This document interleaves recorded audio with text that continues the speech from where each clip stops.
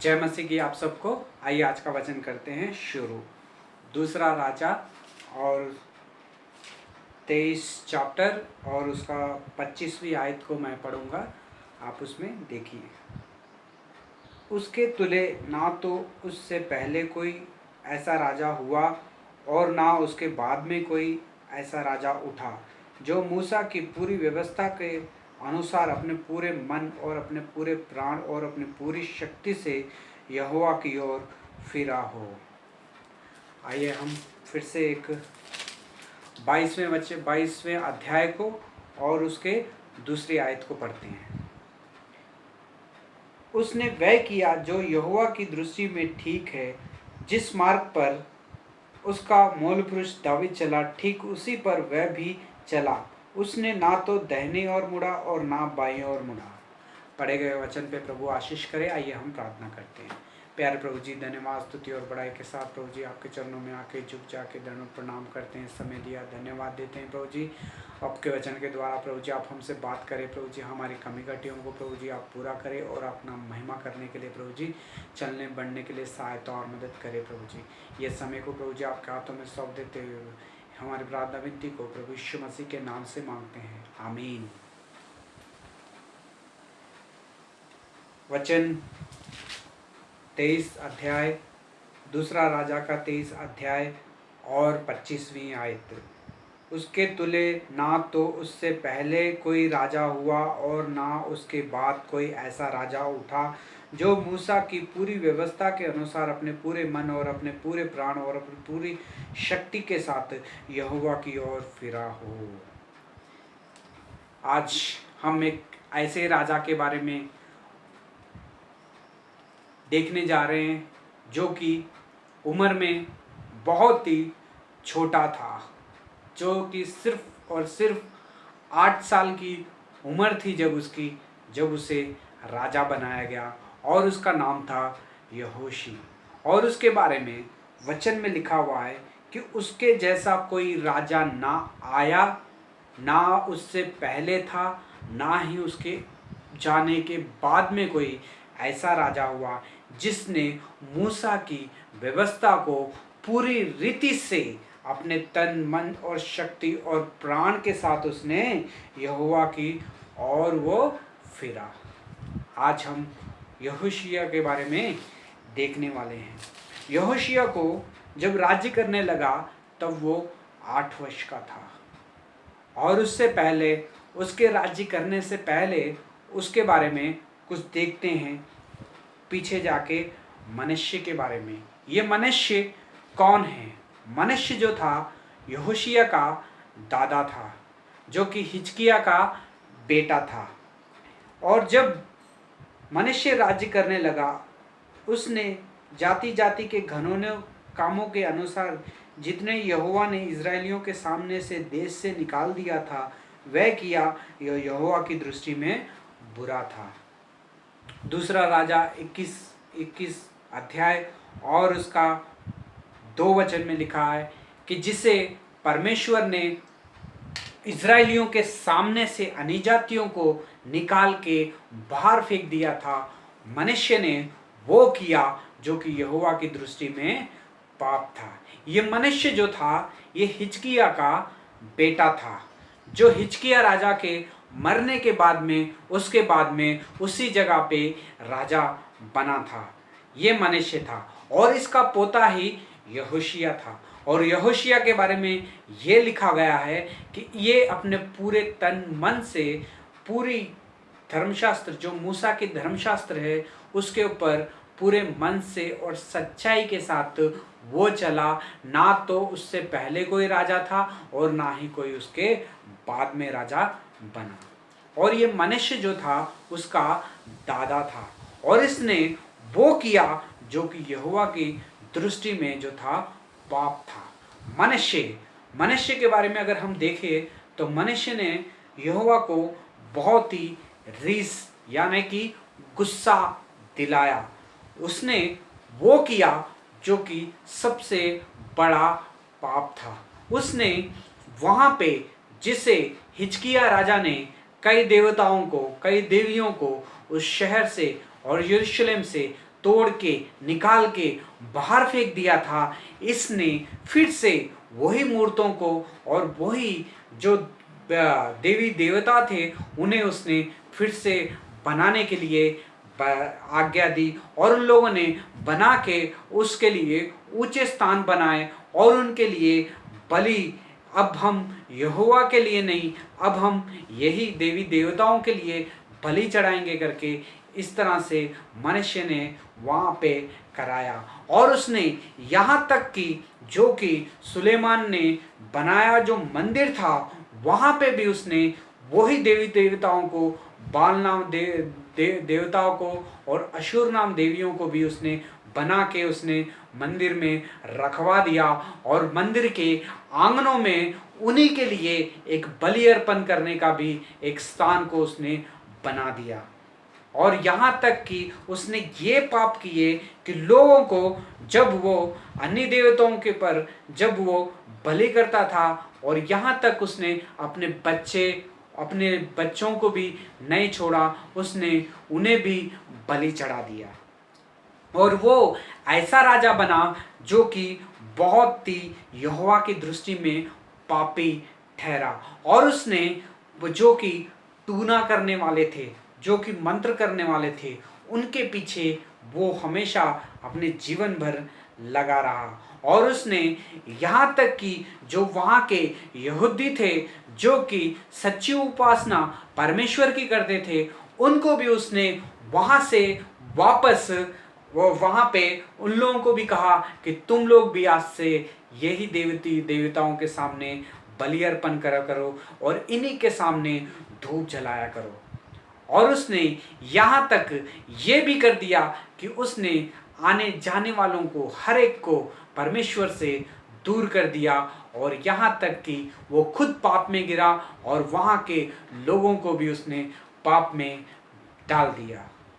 ये था मनुष्य का चरित्र, और जो कुछ यहोवा की दृष्टि में बुरा था, गलत था, पाप था, उसने वही किया।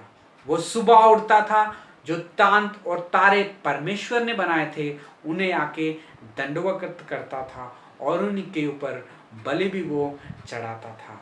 और जो कि सबसे गलत बात है, जो कि मूसा की धर्मशास्त्र में लिखा हुआ है कि हमें ये जो ऊंचे स्थान हैं, जो मूर्तियां हैं, इन सब को हमें तोड़ के परमेश्वर के लिए ही सिर्फ बलि चढ़ानी है, परमेश्वर के लिए ही सिर्फ हमें धूप जलानी है।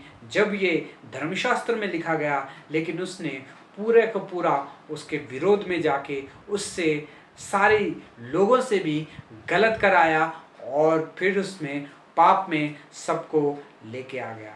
हे भाई और बहनों, आजकल हम जब दुनिया में चलते रहते हैं, ऐसे कई हमारे सामने, हमारी आंखों के सामने हम लोगों को देखते रहते हैं। कई लोग उन चीज़ों को दंडवत करते हैं जो कि परमेश्वर की बनाई हुई हैं। उन चीज़ों को वो विश्वास करते हैं जिन्हें कि परमेश्वर ने बनाया है। उन लोगों ने उन चीज़ों को दंडवत करते हैं जो कि परमेश्वर के सामने घिनौनी हैं, जो कि परमेश्वर के सामने और परमेश्वर का विरोध।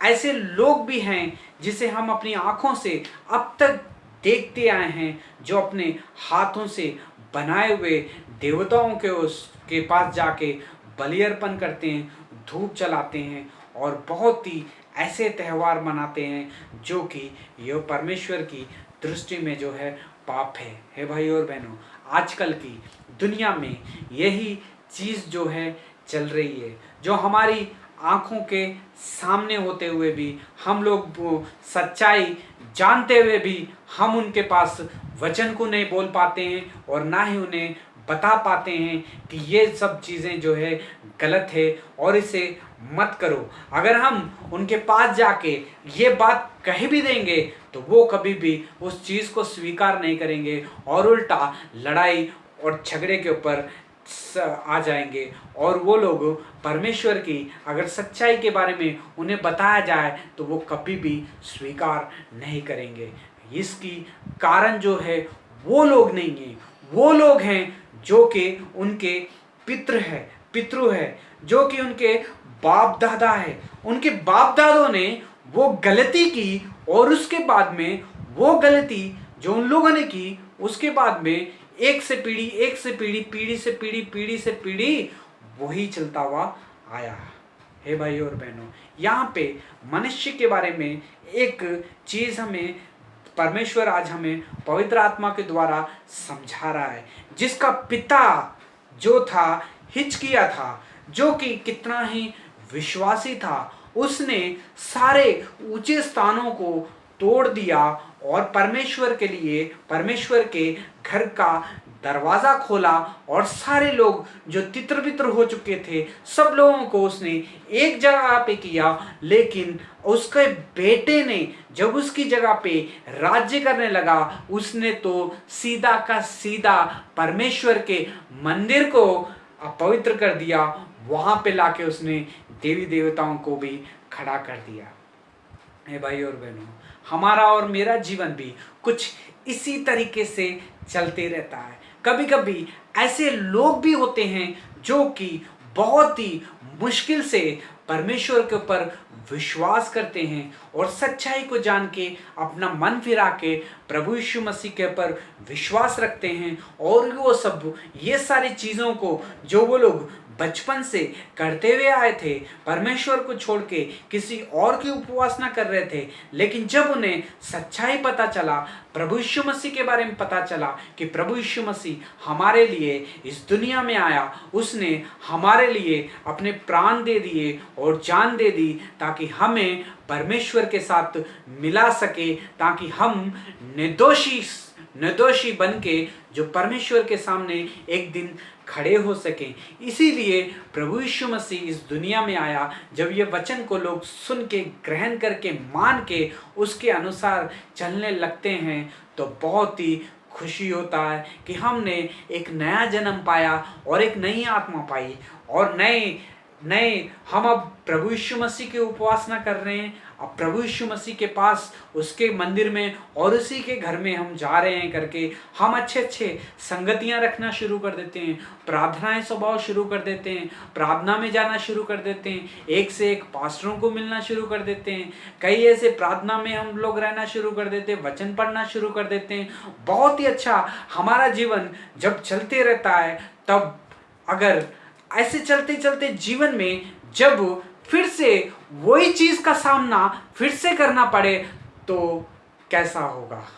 हे भाई और बहनों, हम जब मसीह में नया जन्म पा लेते हैं, जब हम पूरी तरह से बदल चुके हैं, लेकिन हमारे बच्चे अगर जो हमारे बच्चे हैं फिर से एक बार वही पाप में चले जाए तो कैसा लगेगा और कैसा होगा।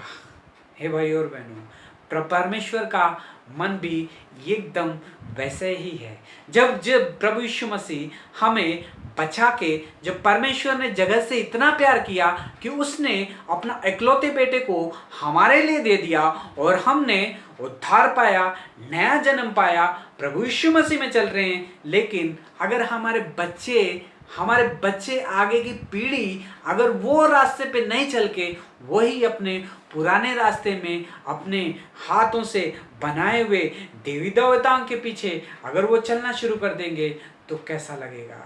हे भाई और बहनों, परमेश्वर की परिस्थिति भी कुछ ऐसी ही होती है हमारे ऊपर। जब हमें परमेश्वर ने हमें बचा के लेके आया, लेकिन फिर से अगर पीछे की तरफ मुड़ के देखेंगे तो वैसा ही होता है। आज कई ऐसी फैमिली है, कई ऐसे लोग हैं जो नया जन्म पा लेते हैं, प्रभु यीशु मसीह में आगे बढ़ जाते हैं, लेकिन कभी कभी उनके बच्चे या उनके सखी संबंध वाले ऐसे लोग भी होते हैं, कभी कभी एक ऐसा कदम भी बढ़ा देते हैं जिनसे फिर से वो लोग पीछे की ओर चले जाते हैं, फिर से वही देवी देवताओं के पीछे चले जाते हैं। परमेश्वर वचन में कह रहा है, ये तो शुरू से ही, जब से मैंने इन्हें मिस्र से बाहर लेके आया हूँ, तब से ये इजरायली जो मेरे चुने हुए लोग हैं, ये मेरे विरोध में चले हैं, मेरे इच्छा के अनुसार कभी नहीं चला। इन्होंने व्यवस्था को भी छोड़ के अपनी इच्छा के अनुसार ही ये लोग चलते हुए आए हैं। हे भाई और बहनों, ये था मनुष्य का जीवन। मनुष्य ने वो किया जो कि यहोवा की दृष्टि में पाप था।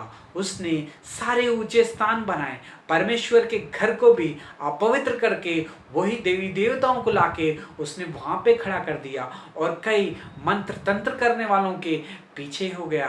वो सूरज और आकाश की तरफ देख के उन्हें दंडवत करने लग गया और परमेश्वर के सामने एक पापी बन के ठहर गया। उसने खुद ही नहीं, वहां के इजरायलियों को भी, जितने लोग थे जो परमेश्वर की ओर फिरे हुए थे, उन सबको भी उसने वापस वहीं पे लेके आ गया। हे भाई और बहनों, हमारा जीवन कैसा है? हम लोग कैसा जी रहे हैं? प्रभु यीशु मसीह को ग्रहण करने के बाद में, या तो हमारे माता या पिता प्रभु यीशु मसीह को ग्रहण करने के बाद में अगर हमारे पीछे लोग फिर से एक बार पीछे की तरफ देखेंगे तो उनके साथ क्या हो सकता है? जो कि परमेश्वर ने अपनी आज्ञा दी है, सबसे बड़ी आज्ञा, मुझको छोड़ और कोई परमेश्वर तुम्हारे जीवन में ना हो कहा है। अगर हम परमेश्वर को जो सृष्टि करता है उसे छोड़ के अगर हम किसी और के पीछे लग जाएंगे, किसी और की उपासना करने लग जाएंगे, तो वो परमेश्वर की नज़र में जो है पापी ठहरेंगे और ये सबसे बड़ा पाप होगा। जब परमेश्वर ने मनुष्य के सारे कामों को देखा कि उसने जो कि गलत कर दिया, तब परमेश्वर को इतना गुस्सा आया और परमेश्वर ने उसे बबलोन राजा के हाथ में कर दिया। और बबलोन के राजा ने आके उसकी नाक में नथेल डाल के, उसको बेड़ियां डाल के उसे वो ले गया अपने देश, उसे बंदी गृह में डाल के। हे भाई और बहनों, ऐसी परिस्थिति आने से पहले अपने आप को जांच लीजिए, परख लीजिए कि हम लोग कैसे हैं और कैसे चल रहे हैं और परमेश्वर की उपासना सच्चे मन से कर रहे हैं, या तो हम एक रास्ते को देख के फिर से हम पीछे की ओर भाग रहे हैं। हे भाई और बहनों, ऐसे भी लोग हैं जो प्रभु यीशु मसीह को मानने के बाद में भी, सच्चाई को जानने के बाद में, बपतिस्मा लेने के बाद में, प्रार्थना सभाओं में जाने के बाद में भी कई लोग ऐसे ही आजकल चुपचाप के साथ जो हमें मंडली में कुछ और दिखते हैं, लेकिन उनका जीवन जो पीछे होता है वो कुछ और होता है। अपने घर में ऐसे लोगों को, ऐसे देवी देवताओं को और ऐसे ही लोगों की उपासना करते हैं जो कि परमेश्वर की नज़र में गलत है और ये पाप है। मेरे भाई और बहनों, ऐसे ही मनुष्य ने किया, अपने जीवन में उसने पूरा गलत किया और लोगों को भी गलत रास्ते पे ले गया। उसका एक कदम सारे इजरायलियों को पाप की तरफ लेके चले गया, लेकिन उसके पिता हिजकिय्याह ने सारे लोगों को वहां पे सारे पराये देवताओं को तोड़ के जब उसने बाहर फेंक दिया, लेकिन उसी के बेटे ने फिर से वही देवी देवताओं को बना के वो मंदिर में लेके आ गया। हे भाई और बहनों, परमेश्वर आज हमसे बात कर रहा है कि आप कैसे हो और आपका जीवन कैसा है और आप कैसा चल रहे हो, आप किसकी उपासना कर रहे हो और किसके लिए दिए और धूप जला रहे हो। हे भाई और बहनों, आज परमेश्वर हमसे इस वचन के द्वारा हमसे बात कर रहा है। अगर पिता और अगर माता प्रभु यीशु मसीह में आ चुके हैं, लेकिन अगर उनके बच्चे या माता पिता ऐसे ही फिर से जानकर, सच्चाई को जान के फिर से वो पीछे की तरफ हैं, तो याद रखिए मनुष्य के साथ क्या हुआ था। मनुष्य को भी परमेश्वर ने उन लोगों के हाथ में कर दिया जो के विरोधी लोग थे, जो के शत्रु थे। बबलोन राजा ने उसके बेड़ियां डाल के उसकी जेल में रहना पड़ा। हे भाई और बहनों, हमारे ऊपर भी कोई मुसीबत या दुख और तकलीफ आने से पहले परमेश्वर इस वचन के द्वारा हमसे बात कर रहा है कि हम लोगों को कैसा करना है और कैसा जीना है।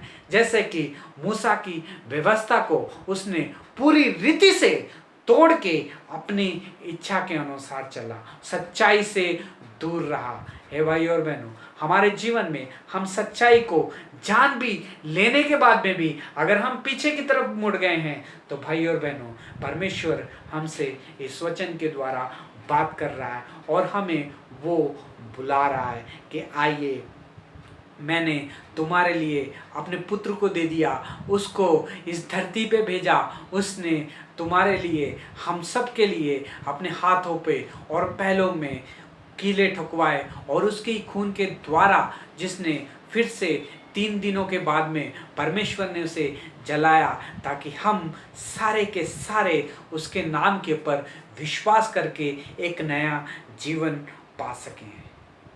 हे भाई और बहनों, परमेश्वर आज हमसे इस वचन के द्वारा बात कर रहा है। जब मनुष्य ने जिस चीज़ को, जब उसे जेल में बबलोन का राजा लेके चले गया था, उसका राज्य छीन चुका था, उसकी सारी चीज़ें भी जब छीन चुकी थी, तब वो दीन हुआ और परमेश्वर से प्रार्थना की और प्रार्थना करके कहा कि परमेश्वर, अगर आप सच्चे हैं तो मुझे उस जगह से निकालिए।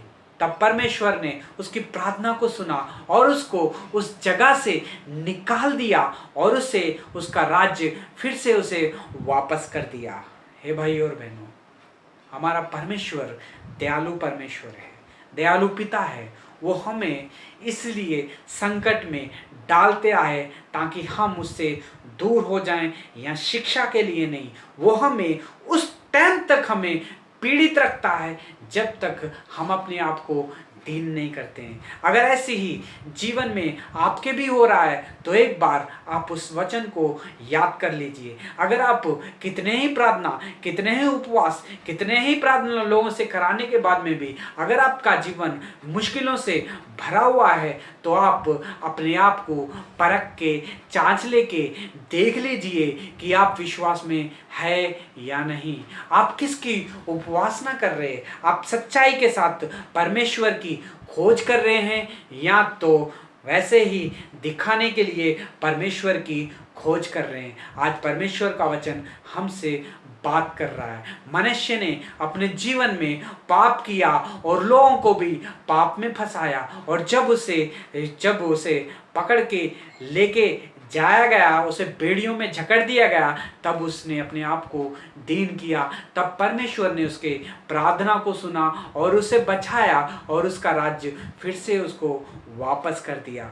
और उसने सारे लोगों को आने के बाद में आज्ञा दी कि सारे के सारे लोग यहोवा की ही उपासना करें। लेकिन कई लोग ऐसे थे जो कि ढीठ हो चुके थे, जो कि पूरे के पूरे लौलीन ऐसे उन देवी देवताओं के पीछे चले गए थे कि जो कि फिर से कभी भी परमेश्वर के पास नहीं आ पाए। उसका एक गलत कदम, एक गलत काम उसने जो किया, उसको सारे के सारे इस्राएलियों को और यहूदियों को और परमेश्वर के लोगों को भुगतना पड़ा। हे भाई और बहनों, हमारा जीवन कैसा है? हमारे जीवन में जब हम चल रहे हैं तो हम किसकी उपासना कर रहे हैं? सच्चाई के साथ परमेश्वर की उपासना कर रहे हैं, या उपासना करने के बाद में भी, सच्चाई को जानने के बाद में भी फिर से हम पीछे की ओर उन्हीं लोगों की तरफ, उन्हीं कामों की तरफ कर रहे हैं जो कि परमेश्वर की दृष्टि में पाप हैं, बुरे हैं। हे भाई और बहनों, आपका और मेरा जीवन कैसा है और हम लोग कैसे जी रहे हैं? परमेश्वर ने मनुष्य को शिक्षा दी, बबलोन के राजा के हवाले कर दिया। कब तक वो बबलोन के राजा के हाथ में रहा? जब तक वो खुद अपने आप को दीन नहीं कर दिया। अगर आप भी अगर ऐसे ही दुख और तकलीफों में हैं, कोई और आके आपके पर राज्य कर रहा है, या कोई और आके आपको सता रहा है, या कोई ऐसी मुश्किल जो आपके घर में से अभी तक जा ही नहीं रही है, हे भाई और बहनों, ये सारे के सारे परमेश्वर हमें ये दिखाता है कि हम अपने आप को परमेश्वर के सामने दीन करें और सच्ची उपासना करें, और परमेश्वर के लिए अपने आप को, अपने शरीर को, उसके आने वाले दिनों के लिए हम अपने आप को तैयार करें और एक गवाही बन के रहें। कई लोग ऐसे लोग होते हैं जो कि परमेश्वर के घर में आके परमेश्वर की महिमा और स्तुति करते हैं, जब वापस अपने घर में अपने लोगों के साथ मिलते हैं फिर से वही पुराना जीवन में जाके फिर से वही उपासना करना शुरू कर देते हैं। हे भाई और बहनों, अगर आपका ये दो तरह का जीवन है तो आज परमेश्वर आपको बुला रहा है। अगर आप परमेश्वर की बातों को सुन के, उसके वचन को सुन के, ग्रहण करके आज अपने जीवन को परमेश्वर को सच्चाई मन से देते हो तो परमेश्वर आपके साथ है। अगर आप दो तरह का जीवन जीनोगे, अगर मैं यहाँ पे परमेश्वर के घर में जाके उसकी उपासना करूंगा, फिर अपने घर में जाके फिर से मैं एक और उपासना करूंगा, तो परमेश्वर आपको ऊपर से देख रहा है। मनुष्य के जीवन में क्या हुआ, शत्रुओं के हाथ में कर दिया उसने। आप भी अपने जीवन को शत्रुओं के हाथ से पढ़ने से पहले ही परमेश्वर हमें प्यार से इस वचन से हमसे बात कर रहा है मेरे बेटा, है मेरी बेटी, लोगों से मत डर, मेरे ऊपर भरोसा रख, मैं तेरे साथ हूं और तुझे कुछ भी कमी घटी नहीं होने दूंगा। क्योंकि अगर तू मेरे ऊपर विश्वास रखेगा तो आने वाले सारे दिनों में मैं भी तेरे साथ रहूंगा। अगर तू लोगों को दिखाने के लिए, अपने आप को, अपने घर वालों को दिखाने के लिए, अपने घर वालों के लिए जीने के लिए, अपने दोस्तों के लिए जीने के लिए मुझे भी तो दूर रखेगा, तो आने वाले दिनों में जब परमेश्वर के सामने न्याय का दिन होगा तब मैं भी तुझे कहूंगा कि तू कौन है, मैं नहीं जानता।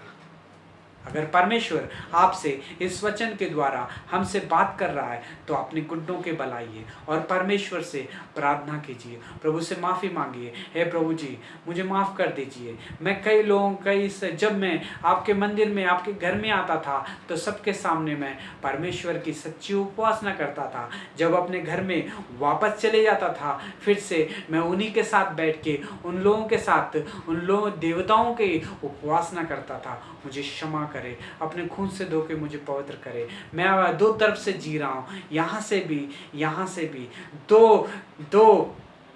दो तरह का जीवन है मेरा। प्रभु जी, मुझे एक ही तरह का जीवन चाहिए, सच्चाई का जीवन चाहिए। सच्चाई का जीवन के जैसा मैं जीना चाहता हूँ, मुझे आप जीना सिखाइए और सच्चाई के साथ परमेश्वर के पीछे चलना चाहता हूँ। मुझे भी आप सच्चाई के साथ चलने के लिए सिखाइए। आपका एक गलत कदम अगर मैं उठाऊंगा तो मेरे पीछे मेरे बच्चे भी वही गलत कदम उठाएंगे करके ये वचन के द्वारा परमेश्वर ने आपसे अगर बात की है तो आप प्रार्थना करिए। परमेश्वर के सामने अपने जीवन को सही कीजिए। परमेश्वर इस वचन से हम सबसे आशीष करे। परमेश्वर अपने इस वचन से हम सबसे बात करे। परमेश्वर इस वचन में हमें आने वाले जीवन में सच्चाई के साथ परमेश्वर की सच्ची उपासना करने का मन दे। परमेश्वर इस वचन से हमें दो तरह का जीवन को छोड़ के एक ही तरह का सच्चाई का, जो परमेश्वर की सच्ची उपासना करना हमें सिखाए। परमेश्वर इस वचन से जो गिरे हुए हैं उन सबको उठाए। परमेश्वर इस वचन से हम सबको स्थिर करे और परमेश्वर में हमें आगे बढ़ के सच्चाई के साथ चलने के लिए सहायता और मदद करे। God bless you brother and sisters.